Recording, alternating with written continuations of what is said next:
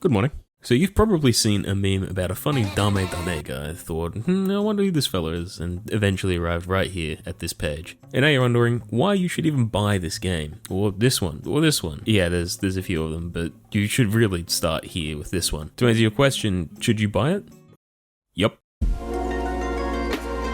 The Yakuza series is a mystical one containing potentially hundreds of hours of gameplay in each of its 8 games, or 9, or 11 if you count these.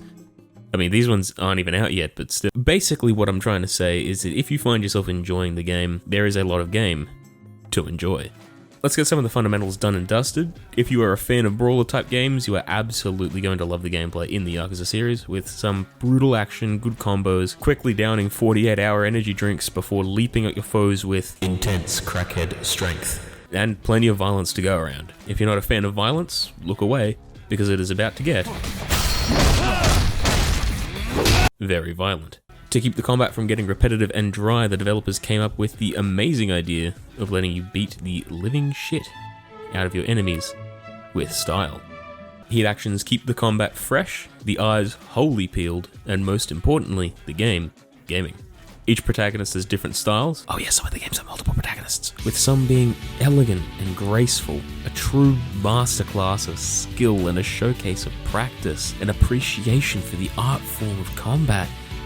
Or, just don't be a wuss. Eat their punches like a goddamn Kit Kat bar and punch them so hard that they rebound off the floor into the air higher than one of those palm-sized rubber balls. As awesome as the combat might be, a game cannot forget the story.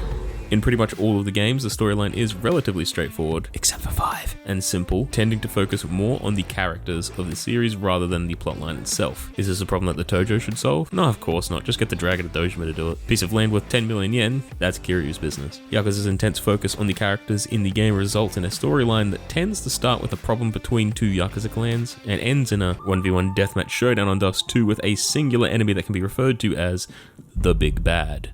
I often find myself completely forgetting about the rest of the storyline and focusing solely on the characters, neglecting the fact that they are part of the Who the What Now family, and staring at that big name on the middle of my screen in the boss fight. Oh yeah, speaking of that name, that is a dynamic intro, and it is dynamic intros that I live for.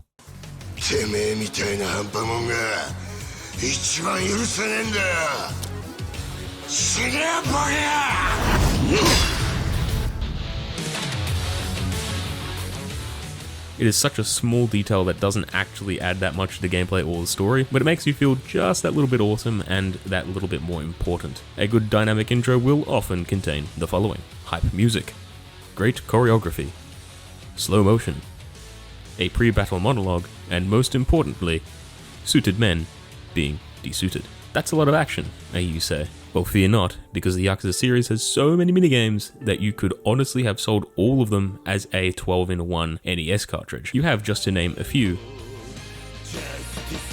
karaoke, darts, pool, baseball, mahjong, shogi, dancing, and many, many more.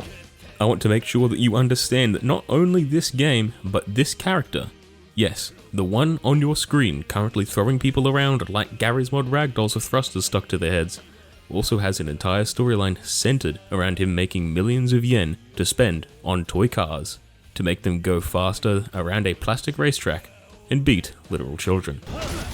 Not like this, still don't feel like playing the main storyline?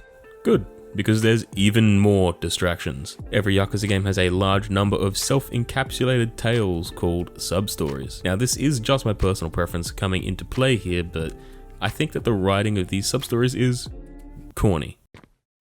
Hey, where are you going? No, don't leave, don't leave. I'm not done yet.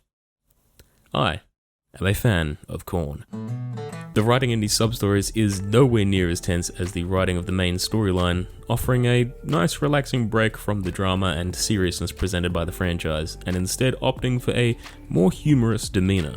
And yes, that word did indeed come from thesaurus.com. The humor and lines that the sub-stories come up with generally feel like they've been taken from a Big Bang Theory episode with how cheesy they are, but there's just something about the contrast between how each of the protagonists act when dealing with honor and respect in the criminal underworld, and then teaching some random stranger who can't be mean to save his life how to be a rock star. They also have a tendency to end a sub-story with a life lesson, and the protagonist having an inner reflection. Nothing will ever mean more than family. Only show your underwear to someone you really care about. Ghosts, apparently.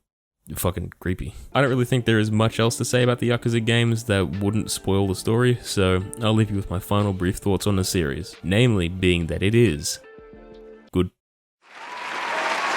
Basically every game in a series has pretty much everything that I've talked about in this video, aside from maybe a few minigames here and there, but it's still an honest surprise to me that more people aren't playing these games in the West, especially for the price that is being sold out on Steam, for it is what I like to call a bargain. Well, that about wraps it up, ladies and gentlemen. If you enjoyed my incessant and occasionally nonsensical ramblings, leave liker and subscribe. Subscribe, make grin wide. Also, leave a comment to trust me, I will read them. Okay, bye.